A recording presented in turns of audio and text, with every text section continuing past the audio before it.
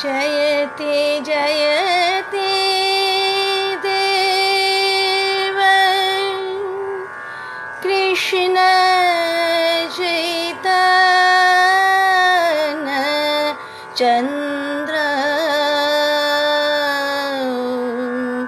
जयति जयति कीर्तिस्तस्य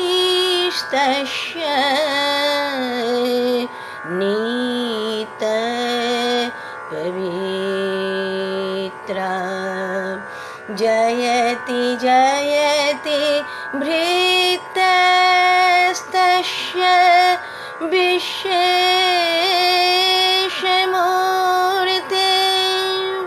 जयति जयति नित्यं तस्य सर्वप्रियानं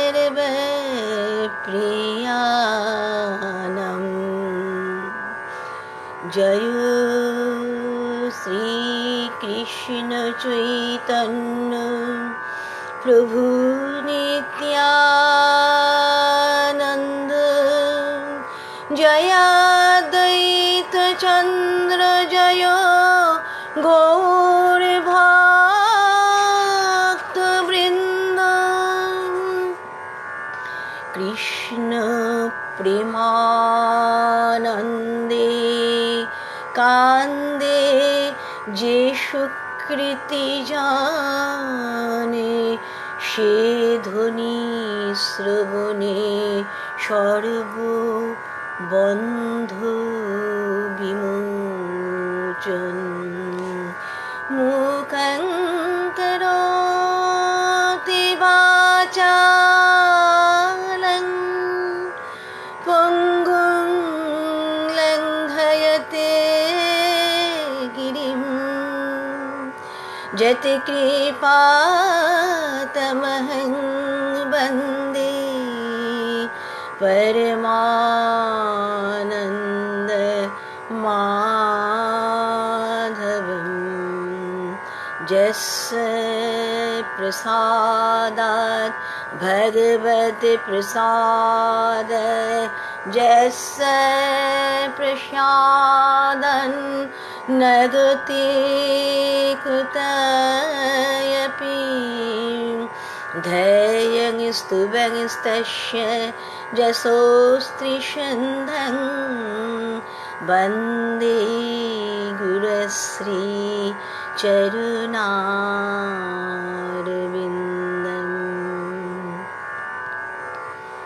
हरे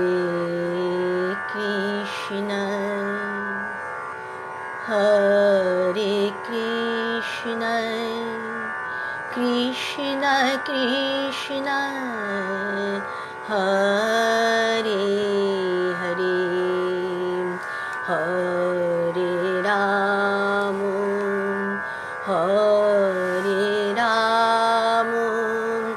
राम राम हरे हरे हरे कृष्ण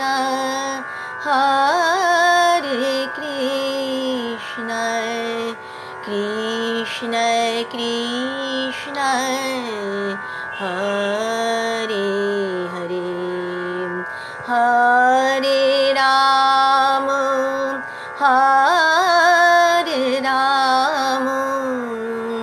राम राम हरे हरे।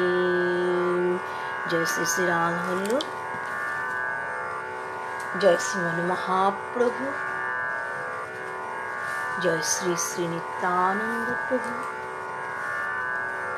जय श्री अद्वैत प्रभु, जय श्री गदाधर गोस्वामीपाद, जय श्रीवास पंडित, जय बैशावतार বৃন্দাবন দাস ঠাকুর, জয় অনন্ত শ্রী শ্রী ঠাকুর সীতারাম দাস ওঙ্কারনাথজির জয়।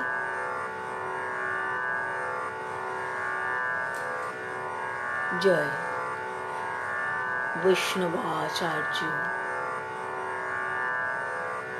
প্রভুপাদ প্রাণ কিশোর গোস্বামীজির জয়।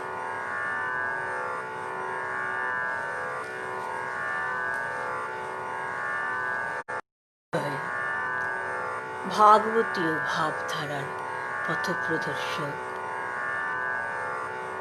প্রভুপাদ নটরাজ কিশোর গোস্বামীজির জয়।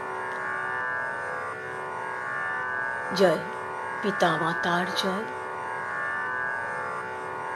জয় গৌর ভক্তবৃন্দের জয়।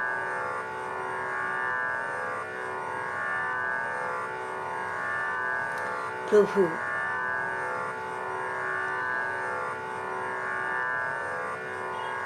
বিবাহ হয়েছে, তথাপি কিন্তু তিনি সংসারে কিন্তু বদ্ধ নন। তিনি বিদ্যা বিলাসের মধ্যেই রয়েছে।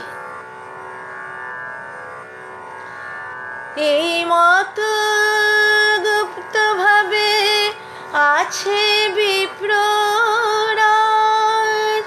অধ্যয়ন বিনায়ার নাহি কোনো কাজ।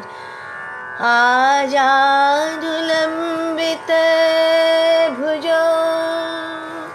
কমল নয়ন, অধরে তাম্বুল দিব্য বাস পরিধান।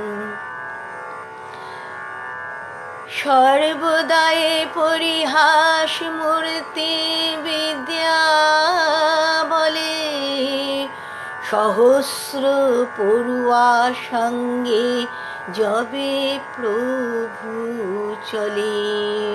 প্রভু সবসময় তার বিদ্যা বিলাসে তিনি অভিভূত হয়ে থাকতেন।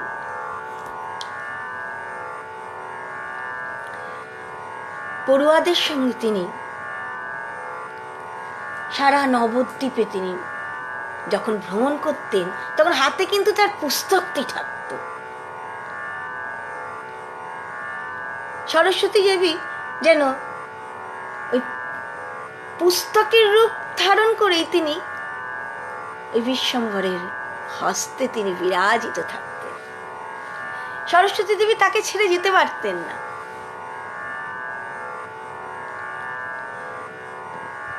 সবে এক গঙ্গাদাস মহাভাগ্যবান, যার ঠাই করে প্রভু বিদ্যার আদান। সেখানে তো কত পণ্ডিত ছিলেন, কিন্তু প্রভু গঙ্গাদাস পণ্ডিতের টোলেই পড়তে যেতেন। সেখানে কত কত পণ্ডিত থাকা সত্ত্বেও গঙ্গাদাস পণ্ডিতের কি মহা সৌভাগ্য।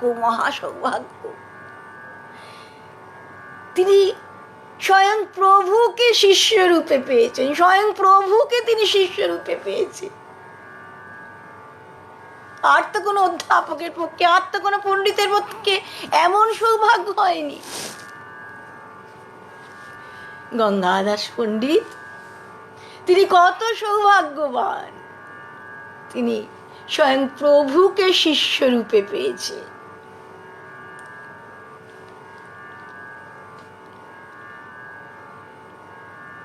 দেখি বিশ্বম্ভর সকল বৈষ্ণব, হরিষ বিষাদ হই মনে ভাবে সব। প্রভুকে না দেখলে সকলের মধ্যে একটা কি দুঃখের ভাব জাগত। যতক্ষণ না প্রভু ওই টোলে গিয়ে পৌঁছতেন, ততক্ষণ সকলের মধ্যে যেন প্রাণ থাকতো না। প্রভুকে দেখলেই সকলে যেন আনন্দে মাতোহারা। প্রভু এসছেন, প্রভু এসছেন, প্রভু এসছেন।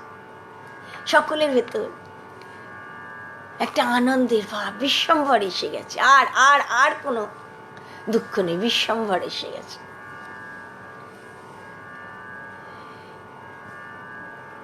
হেন দিব্য শরীরে না হয় কৃষ্ণ রস, কি করিব বিদ্যায় হইলে কালো বশ। কিন্তু এত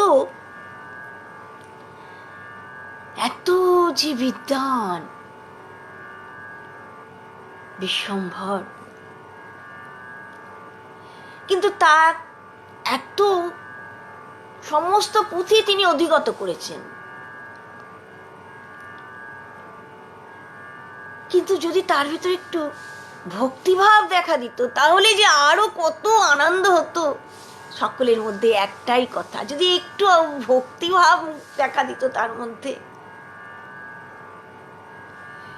তিনি এত বিদ্বান হয়েছেন বটে, পাণ্ডিত্যে তার কাছে কেউ ঘেঁষতে পারেন না, কিন্তু তার থেকে তো যমের হাত থেকে তো রক্ষা পাওয়া যাবে না এই বিদ্যা দিয়ে, পাণ্ডিত্য দিয়ে। যদি তার একটু কৃষ্ণ ভক্তি থাকতো তাহলে তাহলে তাহলে কতই না আনন্দ হতো। তাহলে যমও তাকে স্পর্শ করার সাহস পেতেন না। যারা তাকে ভালোবাসেন নবদ্বীপের, সকলেই তো তাকে অত্যন্ত স্নেহ করেন। এমন সুন্দর দেখতে, যার দিকে একবার তাকালে আর দৃষ্টি ফেরানো যায় না। যিনি আকান্দার প্রকটে রূপ মনোহর, প্রতি অঙ্গে নিরূপম লাবণ্য সুন্দর। প্রতি অঙ্গে নিরূপম লাবণ্য সুন্দর, যে অঙ্গের দিকে তাকানো যায় সেদিক থেকেই যে আর চোখ ফেরানো যায় না। আহা, কি অদ্ভুত! যেদিকে তাকানো যায় তার দিক থেকে যে আর চোখ ফেরানো যায় না। আর যদি একটু, আর এর মধ্যে যদি একটু ভক্তির ভাব হতো তাহলে যে আরো কত আনন্দ হতো। এমন ভাবে চলেছেন প্রভু। সব কোলে প্রভুকে দেখে, কিন্তু কেউ প্রভুকে তখনও চিনতে পারেন না। প্রভু বিদ্যা বিলাসের মধ্যে ডুবে আছেন।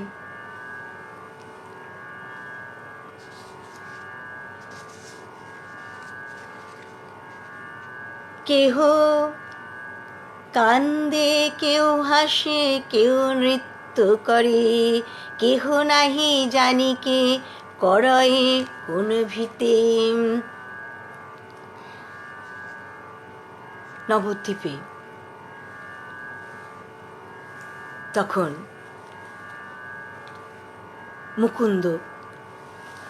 মুকুন্দ দত্ত থাকতেন।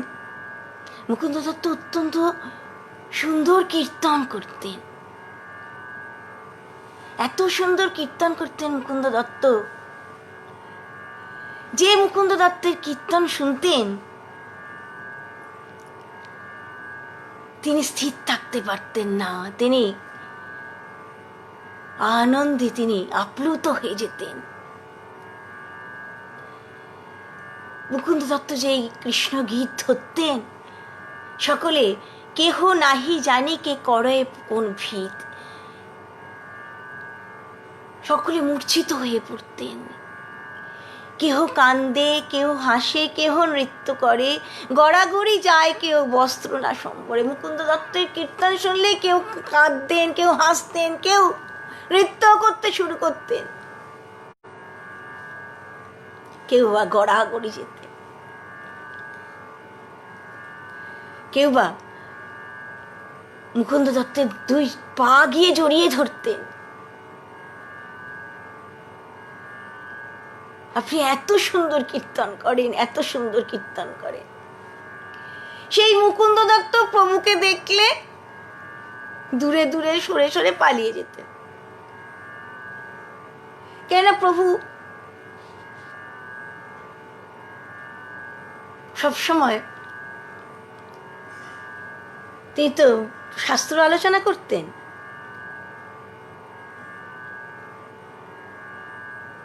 তা তিনি এমনভাবে তিনি শাস্ত্র ব্যাখ্যা করতেন যে সকলের ব্যাখ্যাকে তিনি উল্টে পাল্টে অনেক রকম ব্যাখ্যা করতেন, সকলে তাই তাকে ভয় পেত। আর তাদের একান্ত কামনা কি ছিল, মুকুন্দ দত্ত এরকম যারা ভক্ত বৈষ্ণব ছিলেন তাদের একান্ত কামনা কি ছিল, তারা সবসময় শুধু কৃষ্ণ কথাই বলবেন, তারা আর কোনো কথা বলবেন না। তারা এই এত রকম কথা, এত রকম ব্যাখ্যার মধ্যে তারা যেতে চাইতেন না, তারা ভক্তি বিষয়ক ব্যাখ্যার মধ্যেই তারা নিজেদের আপ্লুত করে রাখতেন। তা প্রভু তো অনেক রকম ব্যাখ্যা করতেন, তাদের মনে হতো এটার দ্বারা বোধহয় তাদের সময় নষ্ট হচ্ছে, তারা কৃষ্ণ কথা থেকে বোধহয় অন্য কথায় সরে যাচ্ছেন।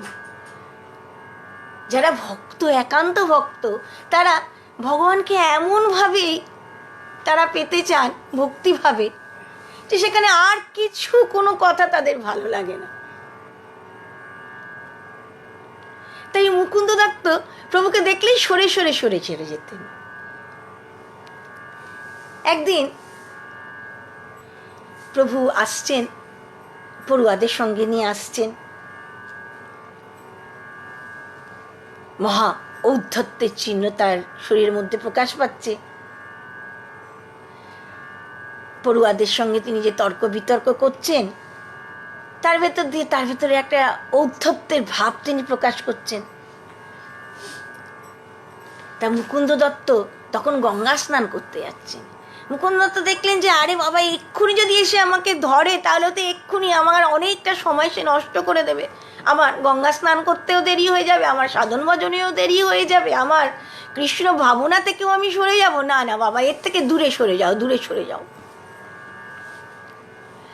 তখন প্রভু বলছেন, প্রভুর এক সঙ্গীকে প্রভু বলছেন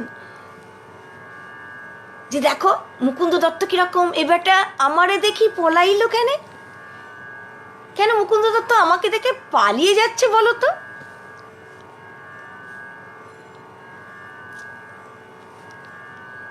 প্রভুর তো সবটাই লীলা।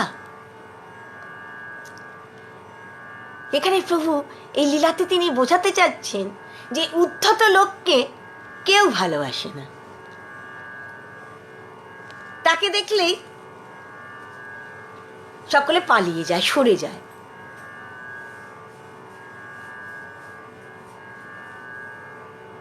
যারা একমাত্র কৃষ্ণ ভজনার মধ্যে থাকতে চান তারা এইসব লোকদের, যারা ভজনা করে না বা যারা এরকম উদ্ধত ভাব প্রকাশ করে, তাদেরকে তারা বর্জন করেন, তাদেরকে তারা দূরে ঠেলে রেখে দিতে চান, কেননা তাদের সাধন ভজনের পক্ষে এগুলো অন্তরায় হয় বলে। তাই প্রভু এখানে এই লীলাটা করে দেখাচ্ছেন, দেখো উদ্ধত হলে তাকে ভক্তগণ কিরকম ভাবে পরিহার করেন। প্রভু বোধহয় এখানে এই লীলাটাই প্রকাশ করছেন। সন্তোষে পারেন গালি প্রভু মুকুন্দেরে, ব্যাপদেশে প্রকাশ করেন আপনারে। প্রভু মুকুন্দ দত্তকে বাইরে বা এরকম তিরস্কার করছেন বলতে বটে, যে দেখো ব্যাটা আমাকে দেখেই পালিয়ে যাচ্ছে, বাইরে তার এরকম তিরস্কারের ভঙ্গিটা, কিন্তু অন্তরে কিন্তু প্রভুর সেই ভাবনা, অন্তরে কিন্তু প্রভু খুব শান্তি পাচ্ছেন যে দেখো কৃষ্ণ কথা ছাড়া অন্য কথায় তার কোনো আগ্রহী নেই।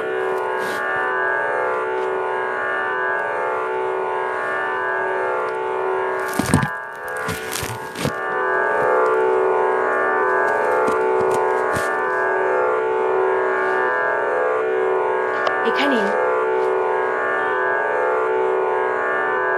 উপমা দেওয়া হয়েছে যে চিনির পুতুল,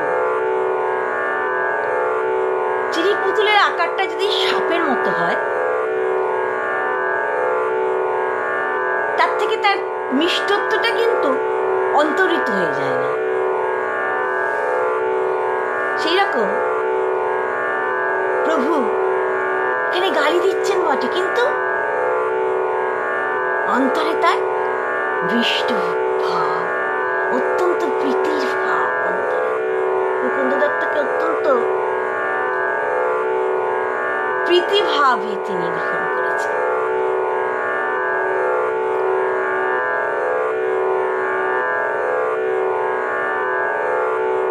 তারপর হাসি বলে প্রভু আগে পর কতদিন, তবে সে দেখিবে মোর বৈষ্ণবের চিন।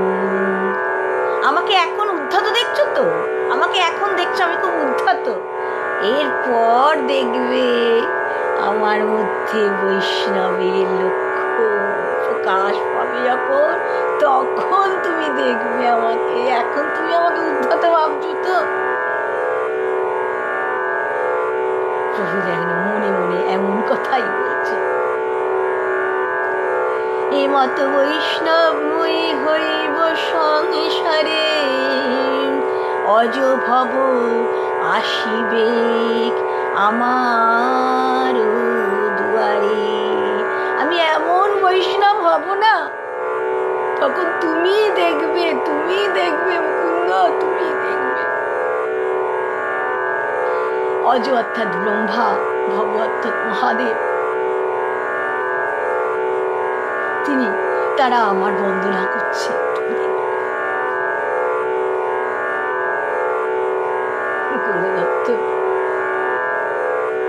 কত মহাভাগ্যবান যার প্রতি প্রভু এমন কথা বলছেন।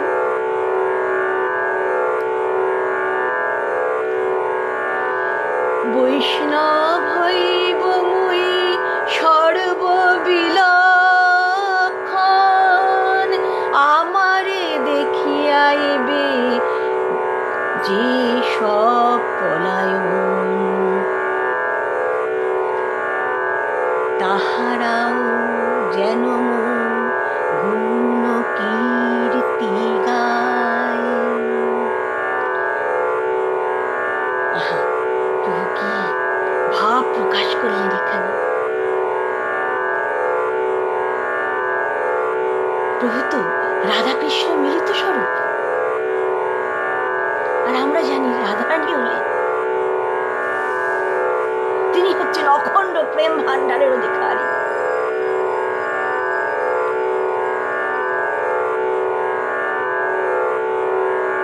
তাই বলছেন,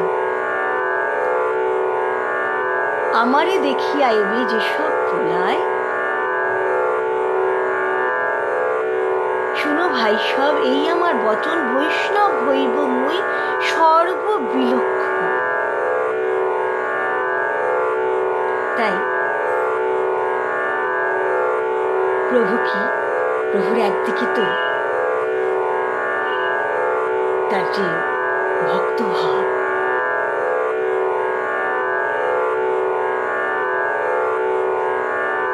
একদিকে প্রভু ভক্তভাব এখানে পরিলক্ষিত হচ্ছে,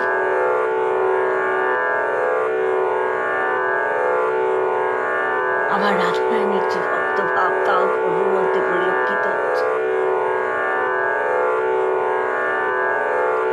তাই তো তিনি বললেন, আমারে দেখিয়া আইবে যেসব পলায়, তাহারাও যেন মোর গুণকীর্তি গায়। আজকে আমাকে দেখে তোমরা পালাচ্ছ, আর সেই দিনকে যখন তুমি বুঝবে আমি সব, আমি সব, আমি সব, আমি রাধা কৃষ্ণ মিলিত তনু,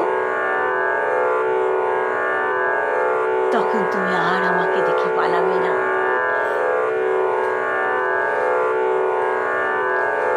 এতেকে বলিয়া প্রভু চলিলা হাসিতে, ঘরে গেলা নিজ শিষ্য বর্গের সহিতে। প্রভু এই গুপ্ত কথা তিনি, তার এই যে গুপ্ত ভাব তিনি একটু প্রকাশ করেন, আবার সেটা লুকায়িত করে নেন। নদিয়াবাসী ধনপুত্র রসে তারা তো ডুবে রয়েছে, কীর্তন শুনলেই তারা পরিহাস করে, উদ্ধতের মতো তারা ব্যবহার করে। প্রভু খুব দুঃখ পান।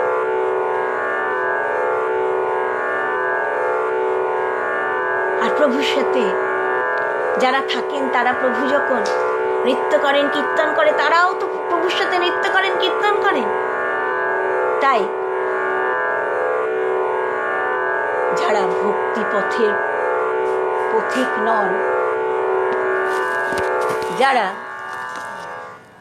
ভক্তিপথের পথিক নন, তারা বলেন, কেহ বলে কত বা পড়িনু ভাগবত, নাচিব কাঁদিব হেন না হইল পথ। তখন তারা বলেন যে আমরাও তো ভাগবত পাঠ করি, অনেকবার আমরা পড়েছি ভাগবত গ্রন্থ,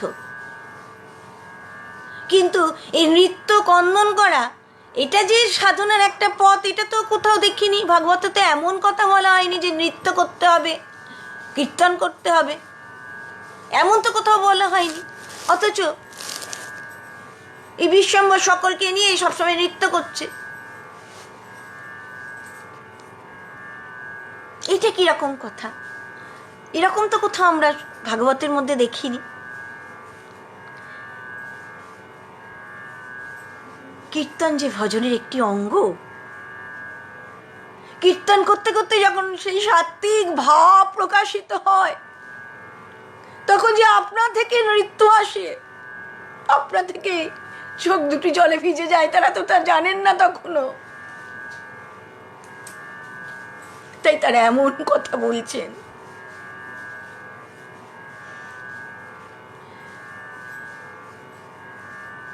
এই মত যত পাপাষণ্ডীর গণে, দেখিলেই বৈষ্ণব করেনি সংকথন। নানা রকম উপহাস বাক্য তারা বলেন। যখন শ্রীবাস পণ্ডিতরা চারি ভাই, শ্রীবাস, শ্রীরাম, শ্রীপতি, শ্রীনিধি, এরা তো সকলে একান্ত কৃষ্ণ ভক্ত, আর কৃষ্ণ কীর্তন ছাড়া তারা কিছু জানতেন না। সব সময় কৃষ্ণ নাম করছেন, সব সময় কৃষ্ণ নাম করছেন, কৃষ্ণ নামে তারা ডুবে থাকতেন। তাই এই পাষণ্ডীরগণ এই উপহাসাত্মক কথা বলতেন।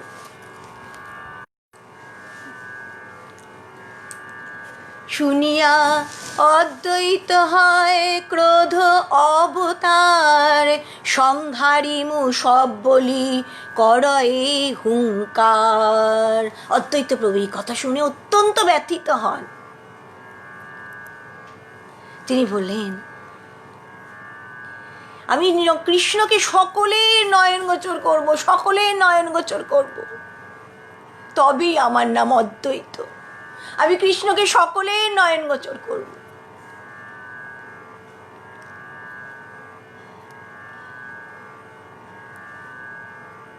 অদ্বৈত বাক্য শুনি ভাগবত গানে, দুঃখ পাশরিয়া সভে করেন কীর্তন। যারা ভক্ত, তারা যখন অভক্তরা যখন এমনভাবে উপহাস করতেন, তারা তো অত্যন্ত দুঃখিত হতেন। কিন্তু অদ্বৈত প্রভু যখন জোর দিয়ে বলতেন যে আমি সকলকে দর্শন করাবো, কৃষ্ণকে সকলের নয়নগোচর করাবো, এই কথা যখন জোর দিয়ে বলতেন, তখন কৃষ্ণ ভক্তরা ওই দুঃখের মধ্যেও তারা যেন আনন্দ লাভ করতেন, আবার তারা কীর্তন করতে শুরু করতেন। আর প্রভু, তিনি তো নিরন্তর, তিনি অধ্যয়ন সুখেই তিনি রয়েছেন। সচিমা ছেলে এত পড়াশোনার মধ্যে ডুবে আছে দেখে আনন্দে সবসময় অভিভূত হয়ে থাকে। না, আমার নিমাই কত কত পড়াশোনা করে, আমার নিমাই নিশ্চয়ই বড় পণ্ডিত হবে। হেন কালে নবদ্বীপে শ্রী ঈশ্বরপুরী আইলেন অতি অলক্ষিত বেশ ধরি, কৃষ্ণ রসে পরম বিহ্বল মহাশয়, একান্ত কৃষ্ণের প্রিয় অতি দয়াময়। ঈশ্বরপুরী এলেন।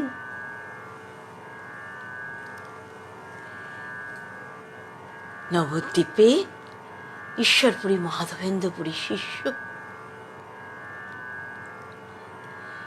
গুরু কৃপায় কৃষ্ণ প্রেমে তিনি ভরপুর হয়ে রয়েছেন।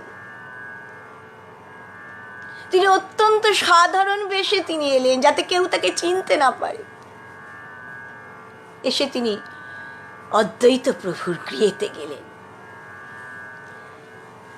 তো অদ্বৈত প্রভু গৃহেতে গিয়ে তিনি অত্যন্ত সংকুচিত হয়ে বসে আছেন, কিন্তু তার অঙ্গের যে জ্যোতি, অঙ্গের যে তেজ, তাই দেখে অদ্বৈত প্রভু বলছেন, নিশ্চয়ই তো আপনি কোনো বৈষ্ণব সন্ন্যাসী। আপনার এই তেজ দেখে, আপনার এই ভাব দেখে আমার মনে হচ্ছে আপনি নিশ্চয়ই কোনো বৈষ্ণব সন্ন্যাসী। তখনকার দিনে যে সন্ন্যাসীগণ হতেন,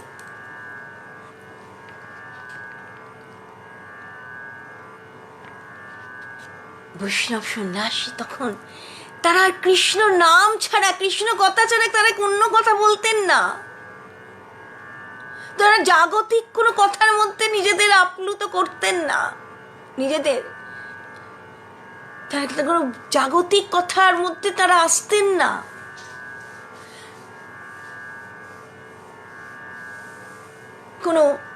তাদের কোনো বাহ্যিক আড়ম্বর থাকতো না।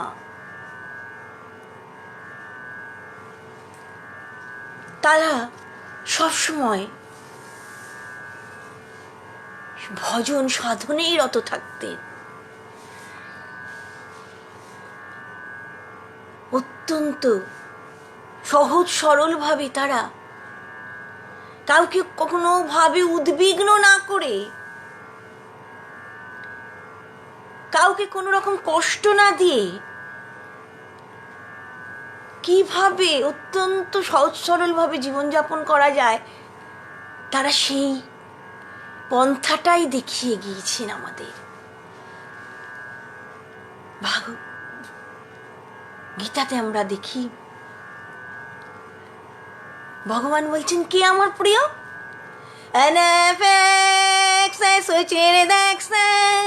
উদাসীন গতবথা सर्वरंभ परित्यागी जो मद भक्त समय प्रिय, जो न रेषति न दृष्टि न सोचति न कांक्षति, शुभाशुभ परित्यागी व्यक्तिमान समय प्रिय।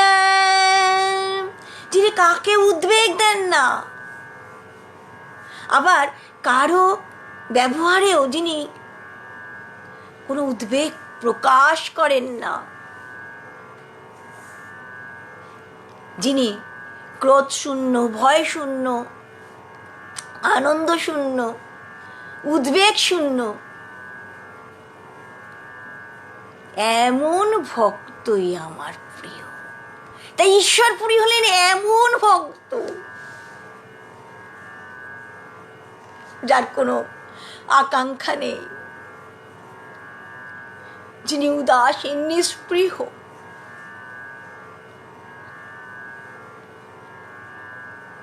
যার কোনো দুঃখ নেই, যিনি সবসময়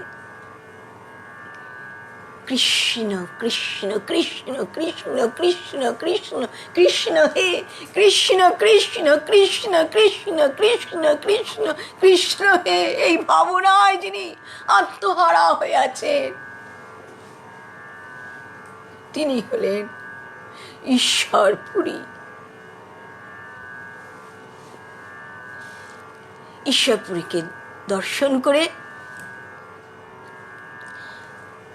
মুকুন্দ দত্ত তিনি স্থির থাকতে পারলেন না। ঈশ্বরপুরকে দেখে মুকুন্দ দত্ত বুঝতে পেরেছেন তিনি তো একজন মহান বৈষ্ণব।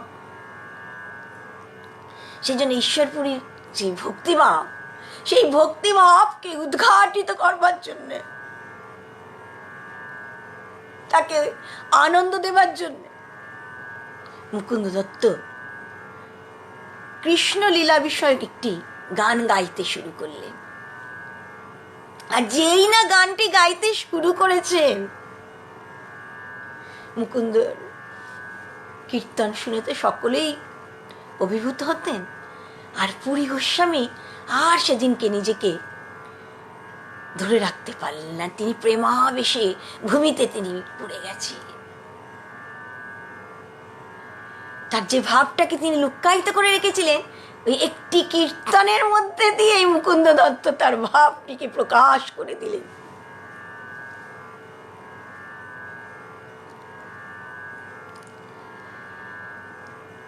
চিনিলেন পাছে সবে, চিনিলেন শ্রী ঈশ্বরপুরী, প্রেম দেখি সবে সরেন হরি হরি।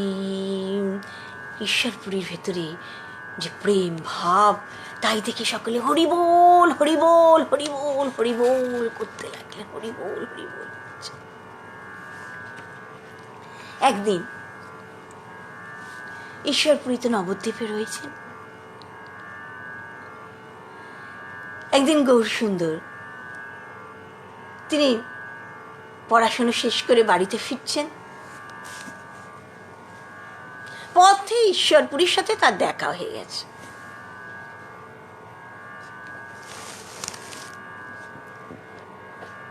তো ঈশ্বরপুরীকে দেখে প্রভু তো তাকে প্রণাম করেছেন। প্রভু তো তখন গৃহস্থ, আর ঈশ্বরপুরী তো সন্ন্যাসী। তা সন্ন্যাসীকে দেখলে যে প্রণাম করতে হয়, সন্ন্যাসী যে প্রণম্য, সেইটি প্রভু আমাদের এখানে শিক্ষা দিলেন। পথে ঈশ্বরপুরীর সাথে দেখা হওয়ার সাথে সাথে প্রভু তাকে প্রণাম করলেন।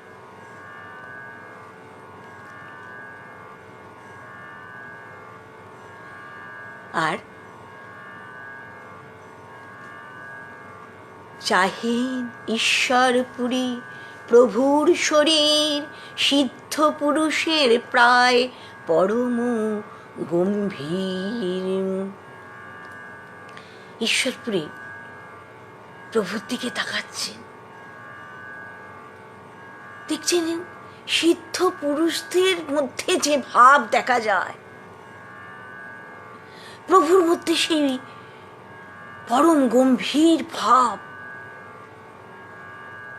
একটু চঞ্চলতার লেশমাত্র নেই। পুরী গোস্বামী এমন ভাবে প্রভুকে দেখছেন। তখন তারপর বলছেন, শেষে সবে বলিলেন, নিমাই পণ্ডিত তুমি সে বলিয়া বড় হইলা হরষিত। তারপর বলছেন, তুমি কি নিমাই পণ্ডিত?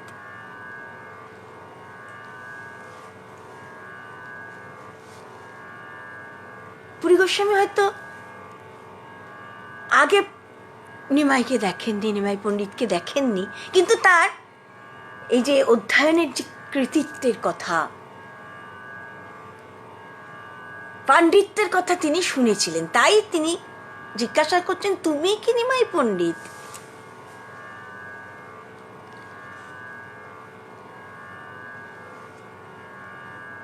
তারপর দেখিয়া প্রেমের ধারা প্রভুর সন্তোষ, না প্রকাশে আপনা লোকের দিন দোষ। প্রভুই যে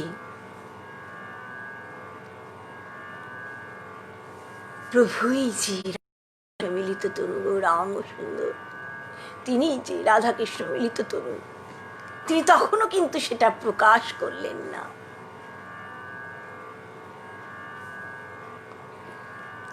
কেননা তখনও প্রভুর আত্মপ্রকাশের সময় হয়নি, তাই তিনি নিজেকে গুপ্ত করে রেখে দিলেন।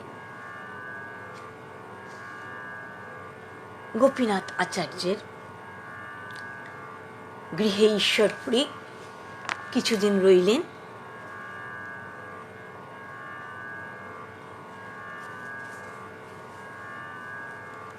সভে বড় উলসিত দেখিতে তাহানে, প্রভুও দেখিতে নিত্য চলেন ও আপনি। প্রভু সকলেই ঈশ্বরপুরীকে দর্শন করবার জন্যে ব্যস্ত। প্রভু প্রতিদিন একবার করে সেই ঈশ্বরপুরীকে দর্শন করতে। গদাধর পণ্ডিতের দেখি প্রেম জল,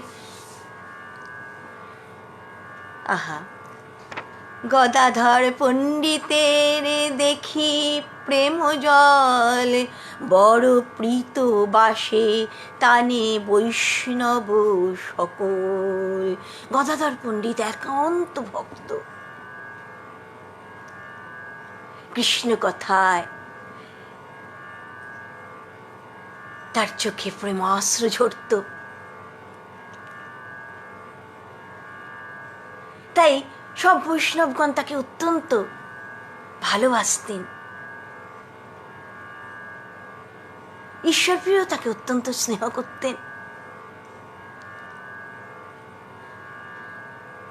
ঈশ্বরপুরী একটি পুঁথি লিখেছিলেন, কৃষ্ণ লীলামৃত। আর গদাধর পণ্ডিতকে দিয়ে তিনি ওই গ্রন্থটি পড়াতেন, পাঠ করাতেন।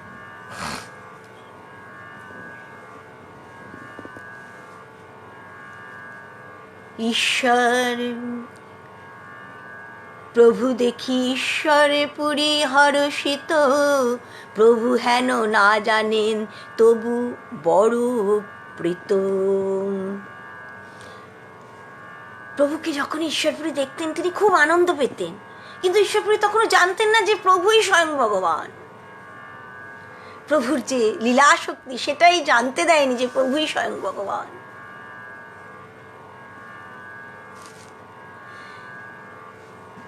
তো পুরী গোস্বামী যখনই প্রভুকে দেখতেন না তখন এত আনন্দ পেতেন যে তাকে চোখ ছাড়া করতে চাইতেন না। তা একদিন পুরী গোস্বামী প্রভুকে বলছেন, আমি একটি কৃষ্ণলীলার উপর আমি একটি গ্রন্থ লিখেছি, পুঁথি লিখেছি, তুমি যদি দেখে দাও এতে কোনো দোষ আছে কিনা, তাহলে আমি খুব আনন্দ পাব।